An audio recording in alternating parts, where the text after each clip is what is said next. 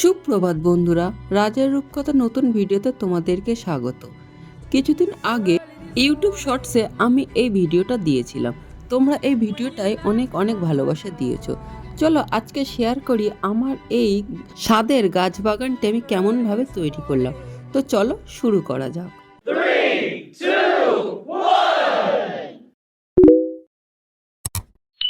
গাছ রোপণের জন্য সবথেকে আমাদের প্রধান জরুরি হলো উর্বর মাটি। তো সেই উর্বর মাটি আমি আমাদের বাড়ির পাশে একটা মাঠ থেকে নিয়ে আসছি। যেহেতু আমরা গাছগুলো ছাদে রোপণ করব, তাই আমি মাটিগুলো নিচে থেকে ছাদে নিয়ে যাওয়ার ব্যবস্থা করছি।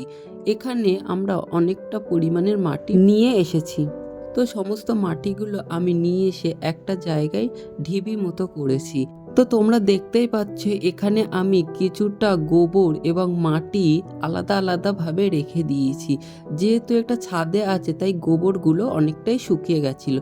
তো একটা লাঠির সাহায্যে সেগুলোকে ভালোভাবে পিটিয়ে পিটিয়ে আমাদেরকে গুঁড়ো করে নিতে হবে।